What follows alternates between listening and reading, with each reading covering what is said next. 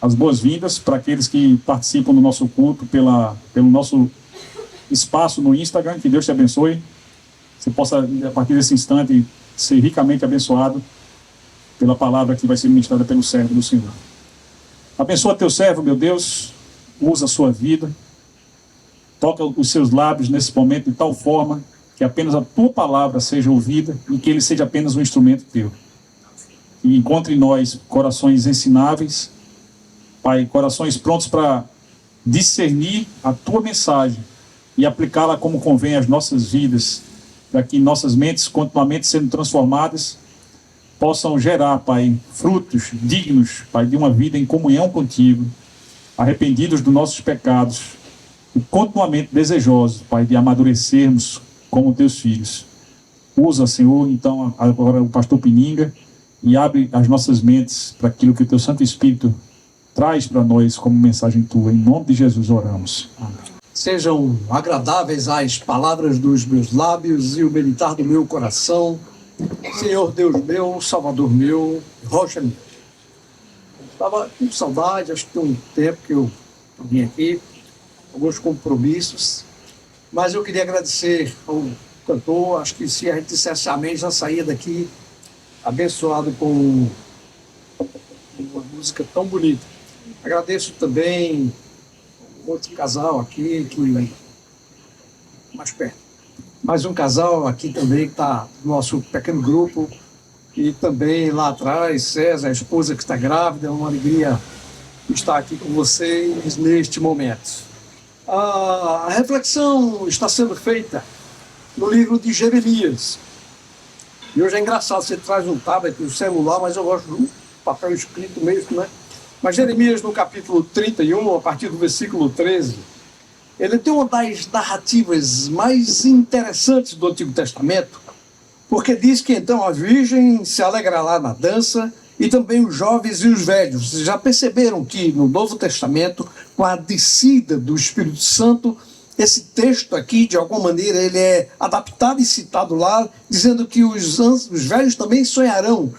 E então ele diz que eu tornarei o seu pranto em alegria, e os consolarei e transformarei em regozijo a sua tristeza. Vamos orar?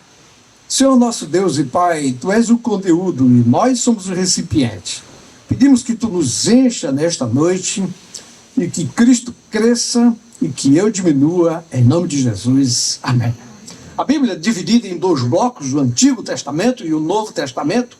O Antigo Testamento ele tem 5 categorias. Ele tem a categoria, primeiro é dos livros da lei, ou Pentateuco, Penta 5, e aí você tem Gênesis, Êxodo, Levítico, Números e Deuteronômio. Na sequência você vai ter os famosos livros históricos, que são 12. Josué, Juízes, Ruth, 1 Reis, 2 Reis, 1 Crônicas, 2 Crônicas, 1 Samuel, Esdras, Neemias e Esther. Na sequência você tem os livros poéticos, que são 5, Salmos, Provérbios, Eclesiastes, Cantares e Jó. Na outra sequência você tem 5 livros dos profetas maiores. Então você tem Isaías, Jeremias, Lamentações de Jeremias, Daniel e Ezequiel. Depois você vai ter os outros 12 livros dos profetas menores. E aqui a gente para. Porque para contextualizar isso tudo, nós podemos perceber então que o livro de Jeremias ele faz parte da categoria dos livros dos profetas maiores. Mas entendam, ele não é um profeta maior porque ele era grande no tamanho, nem sua estatura se diferenciava. É simplesmente o tamanho do livro, sim, que é grande. É curioso que aqui nós temos 2 livros escritos por Jeremias. O primeiro deles, o próprio livro de Jeremias, e na sequência, o livro de Lamentações de Jeremias. A narrativa que nós extraímos aqui, ela consta desse bojo aqui, e é curioso que ela traz aqui um pêndulo curioso. É que ele vai transformar a tristeza em alegria. E você já percebeu como na vida nós vivemos justamente nessa grande roda gigante? Em dados momentos estamos com picos de alegria e outros estamos com momentos de tristeza. O que nós vamos conversar hoje, nesta noite, é justamente uma apresentação dessas 2 extremidades. E vamos então ver qual o caminho que nós vamos seguir. Por isso que se nós pudéssemos dar um título a reflexão de hoje à noite seria justamente isso: sofrimento ou felicidade? O que você decide? Sim, nós vamos chegar lá. Primeiro é preciso dizer o contexto dessa história.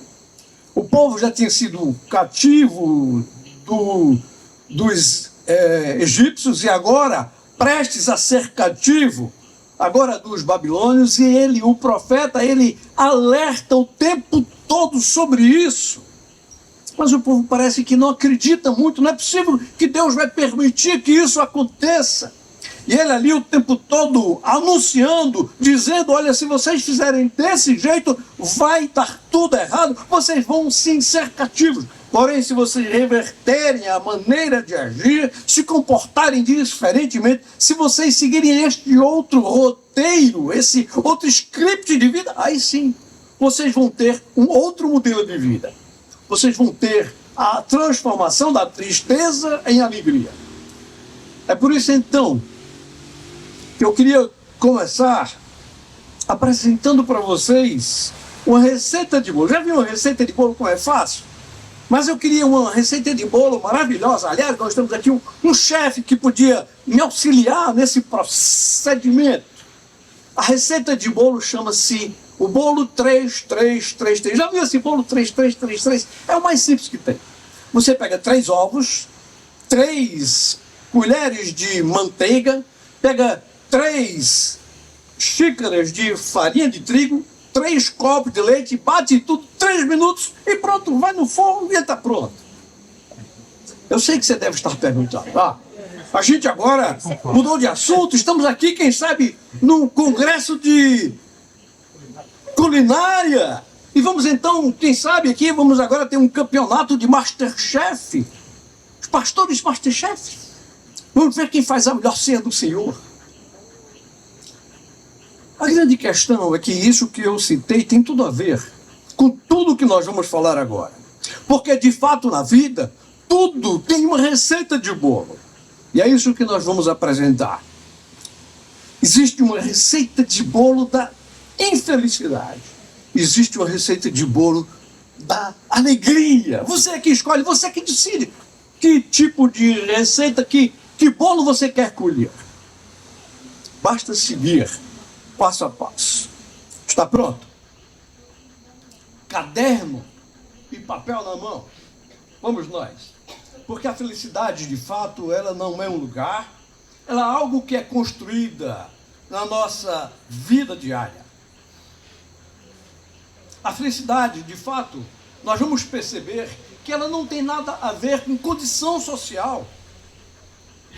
E que até podemos dizer que o dinheiro, em alguns momentos, ele pode te trazer, sim, claro, momentos de felicidade, de contentamento, de desfrute disso. Mas ele necessariamente, absolutamente, não traz uma vida de felicidade. Então vamos dividir a nossa fala em 2 blocos. O primeiro bloco vai ser a receita da tristeza. É para que você se posicione, para que você observe onde é que você está agindo. E o segundo bloco é a receita da felicidade. E essa que eu imagino, que penso, que é a que cada um de nós, de fato, deve seguir. Vamos lá? Se você quer ter uma vida de tristeza, a primeira coisa que tem que fazer é inventar problemas. Sim, porque o ser humano, ele é muito criativo. Quando as coisas estão tudo bem organizadas, está tudo bem, ele inventa um problema. Há várias maneiras de você inventar problemas. Uma delas é você meter-se na vida dos outros. Exatamente. Provérbios 26:17, ele diz que se você meter-se na vida dos outros, é como quem segura um pitbull, um cão raivoso pela orelha. Não tem como você não se ferir. Se você quer ter uma vida de problemas, pare de olhar para a sua própria vida e vá agora ser um enxerido, vá se meter na vida dos outros. Olha como é que aquela moça está se vestindo, olha como aquela outra está um pouquinho mais cheinha, vê o cabelo daquele rapaz, fica observando as coisas, tudo fica passando a vista em tudo. Meta-se na vida dos outros.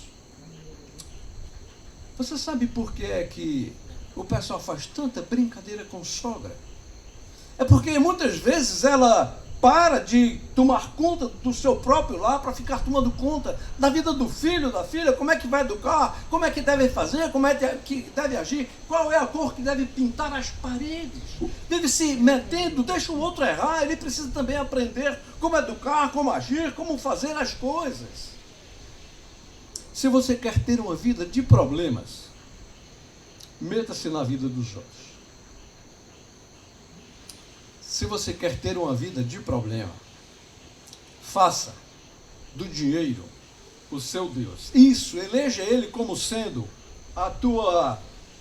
o teu objetivo maior. Eu tenho de acumular bens, eu tenho de acumular coisas, eu tenho de fazer com que isso seja aquilo, o meu objetivo maior. Eu tenho que ganhar na loteria, eu tenho que fazer tudo isso. E muitas vezes, passando até por cima dos teus escrúpulos, agindo sempre de uma maneira com que você sempre tenha vantagem. Use a lei de Gerson a seu favor.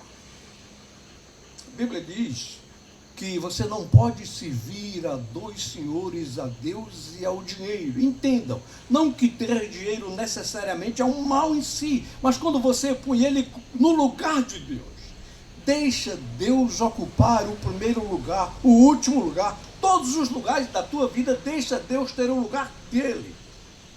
Se você quer ter uma vida de problema, uma vida de infelicidade, meta-se na vida dos outros e busque o dinheiro como teu objetivo maior. Se você quer ter uma vida de problemas, reclame de tudo, sim. Faça da tua vida um murmúrio, que os teus lábios sejam somente de reclamação, porque tem gente que é exatamente assim. Ela mal acordou, não tirou nem o pé da cama, que chão gelado. Tudo é uma reclamação. Puxa vida, está chovendo hoje, né? No outro dia reclama porque está fazendo sol. Não percebe como é gostoso quando está chovendo e você consegue se abraçar com teu amado, com tua amada, e vocês ali agasalhados naquele lençol assistir um filme. Ou como é gostoso nesse calor tão grande você poder desfrutar do prazer de um mergulho, tomar um copo de água gelada, poder usufruir de tudo que a vida pode oferecer quando você está ali observando a chuva quando cai e que ela germina e faz com que aquelas sementes brotem, produzam frutos, e ali você possa usufruir do jambo, da jaca, do jabuticaba, só para a gente ficar na letra J. A pessoa reclama de tudo o tempo todo. Puxa vida, as paredes dessa igreja aqui são tudo brancas, né? Podiam pintar de azul para lembrar o céu, né? Tudo é um objetivo de reclamação. O pastor como é feio. O pregador é mais ou menos. Estou aqui limpando a minha barra, né? Reclama, chega em qualquer lugar que chega, me dê o telefone de ouvidoria. Porque você quer o telefone da ouvidoria? Porque você não quer me dar o telefone da ouvidoria. Reclama o tempo todo. O livro de predileto dele é justamente o livro de Lamentações, porque tudo é murmúrio. Seu profeta preferido é justamente Jeremias, reclamando de todas as coisas o tempo todo. O sorrisal olha para ele e fica com azia, porque o cara, ele não se enxerga, ele não se percebe. Você se tornou um porco espinho ambulante, onde você chega é um azedume, reclamando de todas as coisas o tempo todo. Na infância você brincava de soldado e ladrão. O reclamão, ele era da Atena. Você já viu da Atena, né? Da Atena reclama de tudo. Outro dia da Atena estava reclamando porque um ladrão assaltou uma senhora de 67 anos. E ele queria o quê? Que o ladrão pedisse a identidade dela em respeito ao estatuto do idoso. O cara reclama porque 5 horas da tarde chove em São Paulo, reclamando o tempo todo, e essa palavra sempre saindo de si. Outro dia um colega estava reclamando porque pegou uma gripe. Não gosto de pegar gripe. Olha, eu acho que ninguém gosta de gripe. Quem gosta de pegar gripe? O cara reclamando porque pegou uma gripe. Eu acho que Haroldo, porque para mim vírus de gripe se chama Haroldo, né? Aí o vírus da gripe, Haroldo, estava conversando com outro vírus. Ah, bicho, eu vou me embora desse cara. Esse cara, eu não sou bem-vindo nele. Eu vou voltar para aquele funcionário público, porque ele gosta que ele ganha 5 dias de folga, né? O cara reclamando de tudo, o outro dia o cara reclamava, porque ele foi para o enterro de uma tia dele que morreu. E ele não gosta de enterro. Eu acho que ele não percebeu que ninguém gosta. Ou você já viu um colega seu de trabalho chegando na segunda-feira dizendo, cara, esse fim de semana eu fui para um enterro maravilhoso. Caixão todo alinhado, lanche de primeira. Ninguém gosta disso, mas o cara reclamando de tudo. O diabo olha para esse cara e tira férias. Esse cara já tem um inferno particular. A Bíblia diz que o pecado de Israel foi o pecado da murmuração. E ela narra a história de uma mulher, Micail, a primeira esposa do rei Davi, que em dado momento a arca da aliança ia chegar naquele lugar. 3 meses ela demorou para chegar ali, depois de um percurso tão curto, mas tantas peripécias aconteceram, tantas coisas ocorreram, de tantos sobressaltos, homens tocaram nela, caíram, morreram, de tal maneira que houve um retardo tão grande que Davi não se aguentava mais de esperar ela chegar. Mas quando a arca faz a curva no caminho, que ele avista, ele começa a dançar de alegria. E Micael então chega para ele e diz, olha que ridículo, você dançando aí na frente de todo mundo, parece mais o bobo da corte do que o rei. Ele olha para ela e diz, olha, você está com inveja, porque Deus tomou o reinado do teu pai e me deu para mim. Toma, bem feito, porque quem diz o que quer, escuta o que não quer. E a Bíblia diz que porque Micael reclamava, murmurava o tempo todo, o seu ventre se cerrou de tal maneira que ela nunca teve filhos. Se você quer ter uma vida de tristeza, invente problemas. Meta-se na vida do outro. Busque o dinheiro como sendo o teu objetivo maior. Reclame de tudo. E se você quer ter uma vida de sofrimento, viva em pecado. Sim, viva como se não existissem regras éticas. Façam as coisas segundo o prumo do teu nariz. Viva segundo o teu próprio jeito de viver. Minta à vontade. A Bíblia diz que o diabo, ele é o pai da mentira. E narra até histórias muito fortes acerca deste tema. Sansão, ele brincava com isso. Ele mentiu durante 3 vezes. Ele mentiu para Dalila, dizendo que a sua força, ela podia se esvair se ele não podia beber, ele não podia ser enrolado com nenhuma corda forte. Não era essa a razão da força dele, e ele brincava com as palavras, mentia o tempo todo. Em outro momento também ele mente dizendo que se ele tivesse as suas 7 tranças amarradas, ele também perdia sua força. Não era essa a razão dele, e ele ficava com esse jogo de palavras. E quantas vezes a gente mente também? O telefone toca e diz que eu não estou. E a Bíblia diz que o diabo, ele é o pai da mentira. Faça da sua vida um círculo de pecados. Não se preocupe com ética. Viva do seu jeito. Traia, adultere. Brinque na internet, adultere presencialmente, adultere nos sites. Faça tudo como se não houvesse amanhã. Brinque com isso. Eu tenho um colega que ele era viciado em cigarro. E então, em dado momento, ele precisou ser operado do pulmão, porque ele já tinha se estragado completamente. E ele vai para o hospital, faz a cirurgia, e quando está naquele quarto, ele, escondido, pegava um travesseiro para inibir o detector de fumaça, para que ele pudesse fumar escondido. E aqui é literalmente o cumprimento daquela passagem bíblica que diz que o salário do pecado e a morte. Portanto, se você quer ter uma vida de sofrimento, meta-se na vida dos outros. Reclame de tudo. Deixe o dinheiro ser o teu Deus.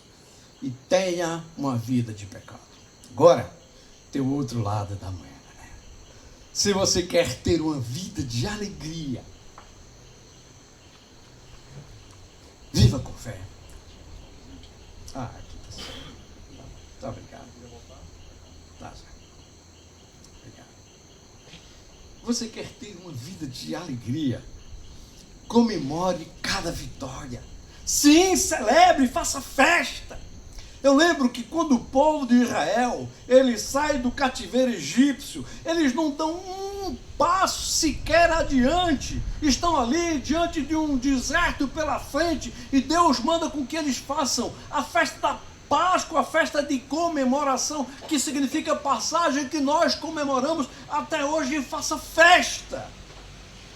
No livro de Esther, estão lá naquele grande embate. Havia um decreto em que todos deveriam ser dizimados, e eles então fazem ali aquele momento, o povo todo é convocado para fazer 3 dias de jejum, e eles participam daquilo. Depois daquilo tudo, milagrosamente aquele quadro se reverte, eles conseguem a vitória, e a partir dali eles elegem a festa do Urim para o Tupurim, que significa a transformação da tristeza em alegria, que é comemorada ainda hoje em todo Israel. Comemore. Jesus, quando ele vai agora participar do seu penúltimo evento, porque o último deles foi a sua ressurreição, mas quando ele vai ali se auto-imolar, quando ele vai se sacrificar, quando ele vai se doar por todos nós, então o que é que ele faz? Ele junta os discípulos todos e faz uma ceia do Senhor de comemoração da vitória da vida contra a morte. Comemore e faça festa na vida de tudo. Mas pastor, eu consegui um empregozinho tão fuleiro, tão michuruca, é um saláriozinho mínimo de nada. Comemore, faça festa. Mas eu não tenho dinheiro para comprar um bolo. Comemore brindando com um copo d'água, faça festa. Pastor, eu consegui um namorado. Comemore. Acabei o namoro. Comemore, que ele era uma desgraça. Aquele cara passava o dia todo jogando videogame, não prestava para você. Faça festa. Celebre tudo, faça da vida um grande evento. Pastor, me perdoe a heresia, mas eu acho que todo crente, quando devia se acordar, ele devia começar lendo o jornal. Não somente o jornal, ele devia ler a página dos classificados. Não somente a página dos classificados, devia ler a parte dos fúnebres. Você devia perceber que seu nome não está escrito ali. Você está vivo. Comemore. Olha para este mundo que Deus fez. Tudo que você tem na sua vida, você consegue enxergar tudo em profusão, as cores todas, cada um com uma matriz diferente, os verdes todos em degradê, borboletas todas voando, cada uma com uma cor diferente. Você não vê uma borboleta cinza, você vai ver borboletas vermelho, sangue de boi, amarelo, cheguei, verde, de todas as matrizes.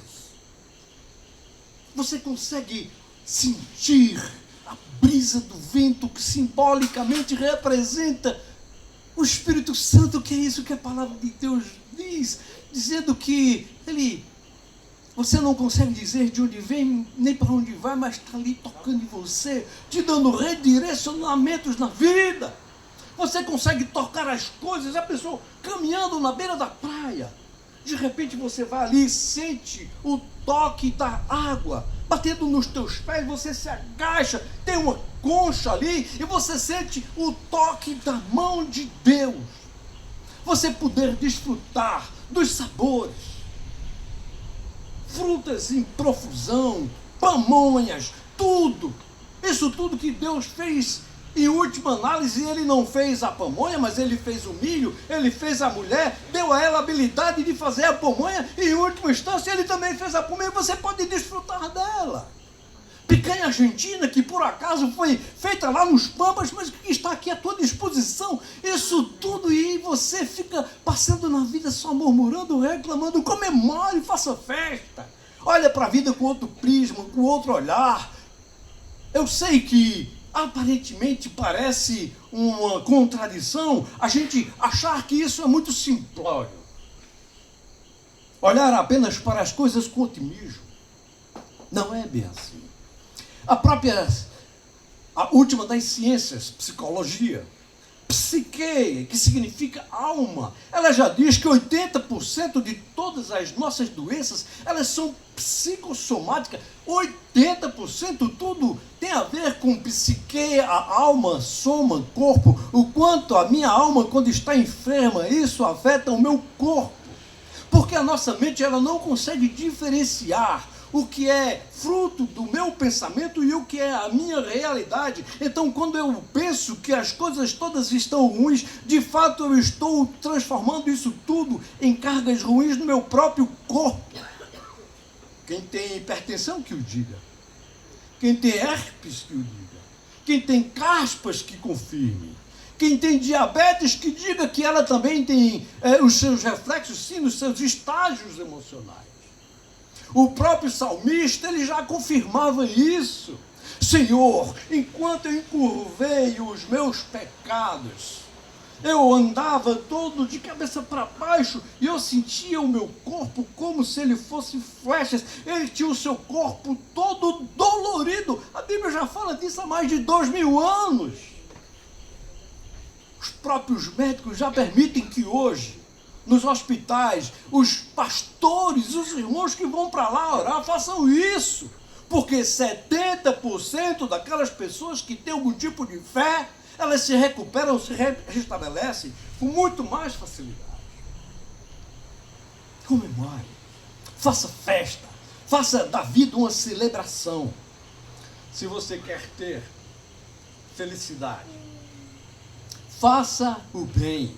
Sim, eu não me pergunte como e nem porquê, mas essas leis espirituais funcionam e existem.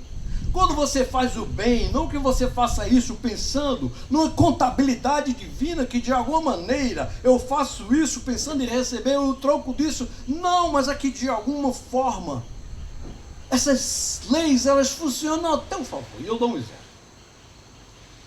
Esses momentos da igreja em que a gente faz eventos para permitir que outras pessoas menos favorecidas sejam abençoadas. Lá na igreja de Tacaruna, a gente ia distribuir sopão para os jovens.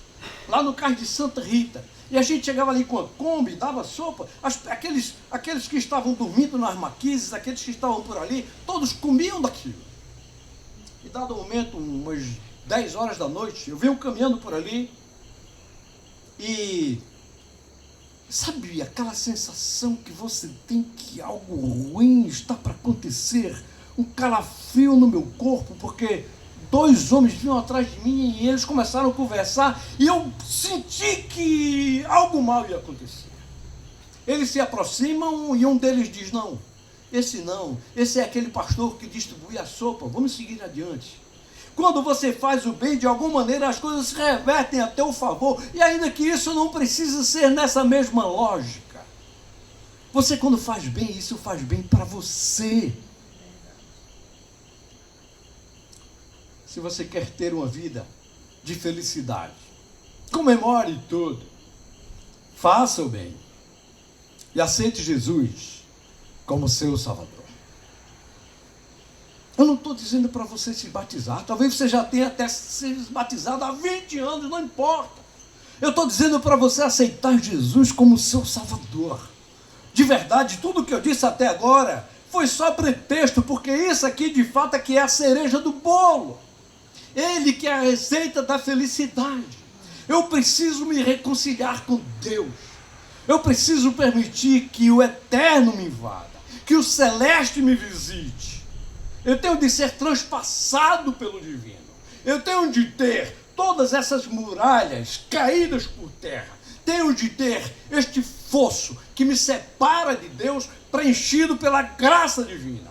Eu tenho de ter uma ponte construída entre eu e Deus, pelo único construtor de pontes, o sumo pontífice cujo nome é Jesus.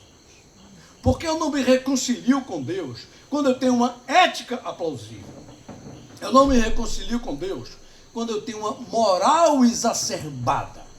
Eu não me reconcilio com Deus quando eu tenho uma conduta, uma religiosidade atraente. Todavia, eu me reconcilio com Deus quando eu creio que Ele estava lá na cruz e que Ele chupou para si todo o veneno do pecado e da morte e que Ele gritou bem alto para que todos os ouvidos pudessem ouvir, usando o microfone mais possante do universo. E Ele disse: está pago, os teus pecados estão perdoados. E Ele desceu à mansão dos mortos, Ele ressuscitou e está sentado à direita de Deus, de onde há de vir a julgar os vivos e os mortos. Acima de qualquer nome, força, principado, potestade, inteligência ou energia. Se eu creio nisso, eu me reconcilio com Deus. Aí não importa se eu sou um policial ou um sindicalista, se eu sou uma dona de casa ou um empresário. Porque assim como por um só homem, Adão, todos pecaram e destituídos estão da glória de Deus, assim também por um só nome, Jesus, todos têm acesso à graça de Deus. E isso não é um projeto futuro. Isso não é um projeto para Nova Jerusalém. Isso é um projeto para hoje, aqui e agora. Não é um projeto para o além-túmulo, é um projeto para o aquém-túmulo. E quando eu olho para a minha vida e digo: eu chego, Senhor, eu não sei viver. Do jeito que eu estou vivendo não dá, não presta. Eu só tenho sofrimento, eu tenho buscado os caminhos errados, que na verdade não são caminhos, são descaminhos. Eu tenho sim tentado me meter na vida dos outros e não estou resolvendo os meus próprios problemas. A psicologia fala disso, que é o momento do insight. A Bíblia diz que é o momento do arrependimento. O filho pródigo, ele caiu em si. É quando eu olho para mim e digo: Senhor, o problema não é no diabo. O problema não é nos outros, o problema sou eu. Eu depunho as armas. Eu me entrego a Ti. Eu quero agora viver do jeito que Tu queres que eu viva. Eu quero deixar de viver do jeito que eu estou vivendo para viver segundo os Teus projetos de vida. Isso é que é vida eterna. Vida eterna não é você viver para sempre. Porque quando nós nascemos, nós recebemos uma alma que é forçada a viver para sempre. E você pode viver para sempre longe de Deus, e isso que significa o sofrimento eterno. Mas viver para sempre com Deus, isso que é de fato a verdadeira alegria e felicidade. Se você quer ter uma vida de felicidade, aceite Jesus como seu Salvador. E finalmente, seja cheio do Espírito Santo. Seja cheio do Espírito Santo. Paulo, na cadeia, vivendo no lugar que, humanamente falando, seria o pior lugar que alguém pode imaginar que fosse, sem nenhuma provisão de nada, desprovido de tudo. Mas ele estava ali, e ele o tempo todo cantava, louvava a Deus, porque aquele que é cheio do Espírito Santo, não importam as circunstâncias. Senhor, eu estou vivendo isso aqui, essa provação, essa tristeza, essa angústia, mas tudo isso serve de adubo para me fortalecer, para que eu tenha uma fé maior, uma vida melhor. Essas experiências que eu estou vivenciando, elas apenas estão me impulsionando para outro patamar. Eu estou usando isso tudo apenas como exemplo, Senhor, porque eu sei que essas circunstâncias momentâneas do presente não se comparam com a glória do porvir. Paulo, ele diz isso. O sofrimento gera a perseverança gera a fé. É quando eu estou vivenciando, sim, essas crises, essas coisas todas, que eu posso me redirecionar na vida. Um novo olhar. Tudo depende do olhar. Finalmente, nós chegamos aqui então, no momento em que o convite é feito. Eu posso sim escolher, eu posso viver uma vida de tristeza, de sofrimento, de angústias, mas eu posso viver uma vida de alegria. Você decide. Termino contando uma história de um homem uma repórter que foi no circo e observou o homem andando de um lado para o outro, com um carrinho de mão transportando o outro, no ensaio. E ela foi lá e perguntou a ele: olha, qual é a sensação que você tem de andar nesse carrinho de mão de um lado para o outro, nessa corda lá em cima? O que você sente? E ele disse: olha, você quer de fato saber o que é que eu sinto quando eu estou andando naquela corda de um lado ao outro? Venha e sente no carrinho e você vai saber o que eu estou sentindo. Se você quer ter uma vida de felicidade, você é convidado a sentar no carrinho, aceitar Jesus, ser cheio do Espírito Santo, e você vai vivenciar isso no seu viver. Convido nosso irmão cantor para encerrar com a música. Depois desta mensagem maravilhosa, a gente não poderia deixar de contar essa história e de abraçar essa história de Cristo, essa história que veio com tanto poder, com tanta honra e com tanta glória. Há tempo atrás, algumas pessoas já gravaram, alguns cantores. Eu não sou cantor, viu? E eu vou seguir a linha Embaixadores de Sião, que gravou o rosto de Cristo.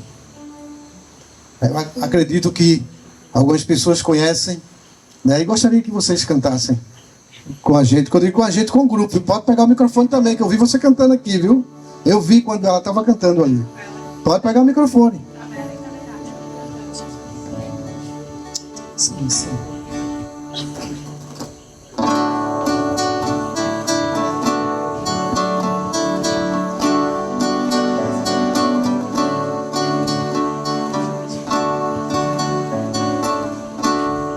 Sempre que eu leio a história de Cristo, eu fico a pensar com grande emoção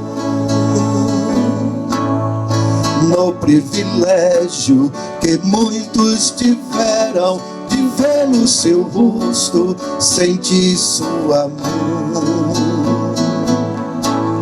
Eu também teria a mesma alegria de vê-lo bem perto, bem juntinho a mim,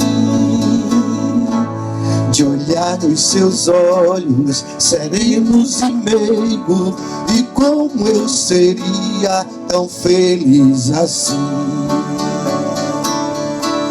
Queria saber como era o seu rosto, embora eu sinta que era muito lindo, inspirava fé e também confiança, e dava a todos um gozo infindo de ver as gravuras nos quadros pintados daquilo que dizem ser o meu Senhor. Meu ser não aceita o que está na tela, é falsa a inspiração do pintor. Não creio no Cristo vencido, cheio de amarguras, semblante de dor. Eu creio no Cristo de rosto alegre, pois creio no Cristo que é vencedor. E diga assim também: e um dia também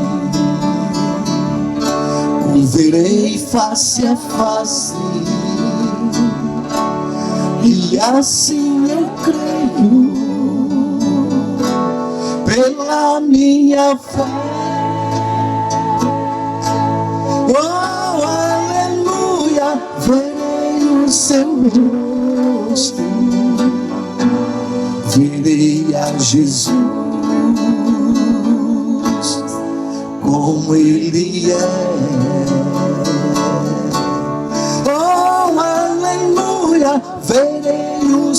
rosto, verei a Jesus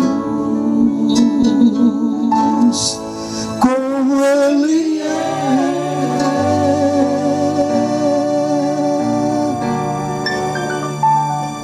Louvado seja o nosso Deus. Fomos coroados agora com essa inspiração musical que encerra esse período, e com isso nós estamos nos dirigindo para o final do nosso culto. Mas eu queria me despedir primeiro dos nossos amigos, irmãos que estiveram por meio do Instagram participando desse culto. Obrigado, meu irmão, eu estou chegando lá. E dizer para vocês que aqui na Reserva do Paiva, na Alameda dos Coqueiros, no quilômetro 4.9, nós temos a nossa igreja, que está sempre pronta para receber vocês de braços abertos.